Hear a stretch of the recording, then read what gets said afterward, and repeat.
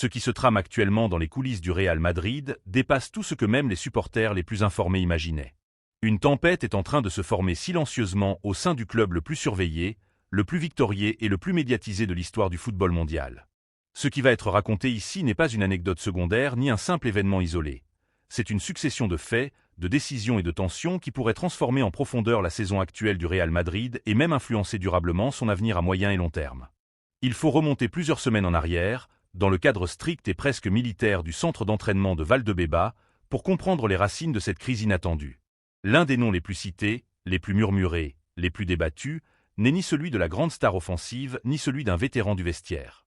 Il s'agit d'une promesse, d'un jeune joueur venu d'Argentine, un adolescent dont le talent immense faisait naître de l'espoir et des illusions à n'en plus finir. Franco Mastantuono.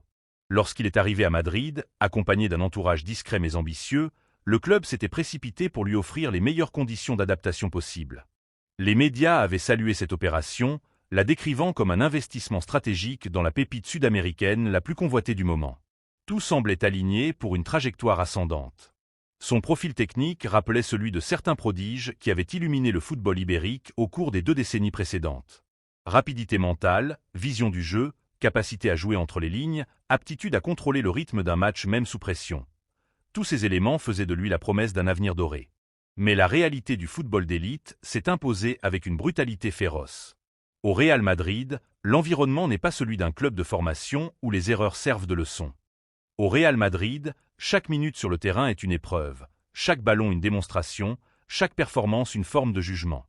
Très vite, Mastantuono s'est retrouvé dans une situation qu'il n'avait probablement pas anticipée.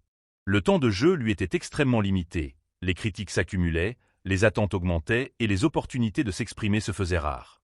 Un joueur d'à peine 18 ans, exposé soudainement à un environnement où le rendement immédiat est exigé, ne peut que ressentir le poids de ce fardeau.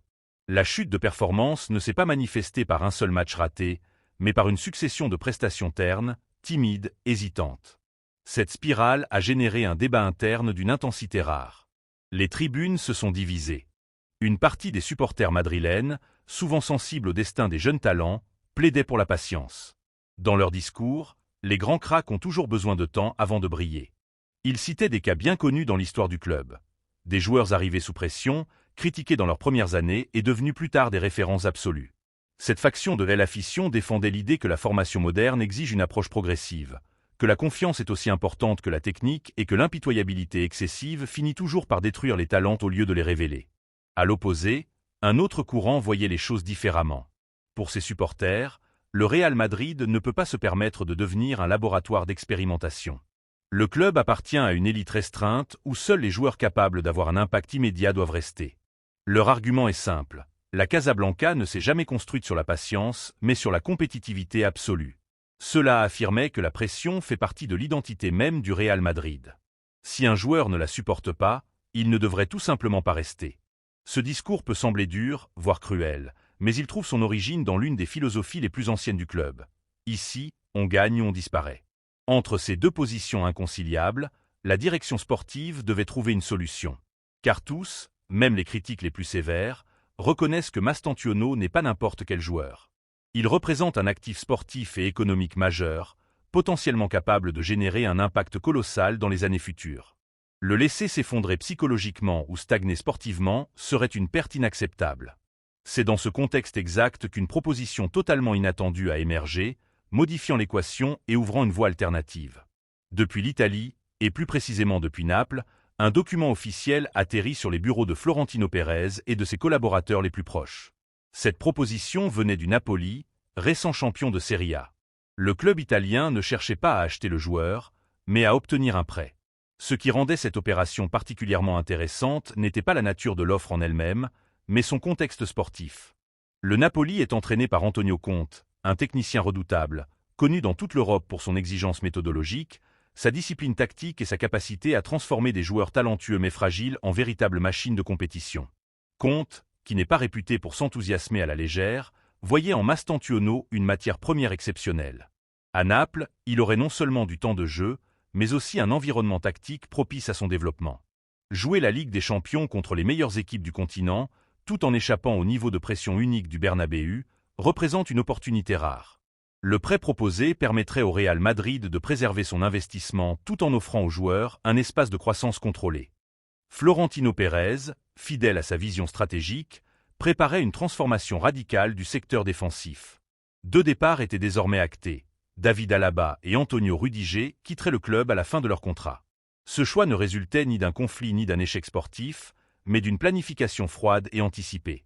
Le Real Madrid s'apprêtait à renouveler totalement sa charnière centrale. Avec Eder Militao régulièrement soumis à des évaluations médicales à cause de blessures récurrentes et inquiétantes, le club devait impérativement attirer du sang neuf, jeune et compatible avec le style explosif que l'équipe souhaite imposer sur le plan tactique.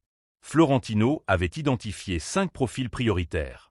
Le premier évoluait dans le championnat anglais, Cristian Romero, défenseur argentin de Tottenham.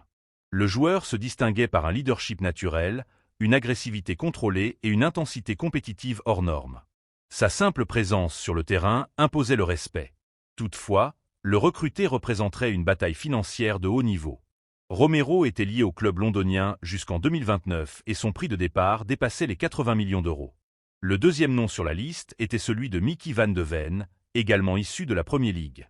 Plus jeune, gaucher, rapide et polyvalent, il incarnait le prototype moderne du défenseur compatible avec les transitions ultra rapides que le Real Madrid affectionne.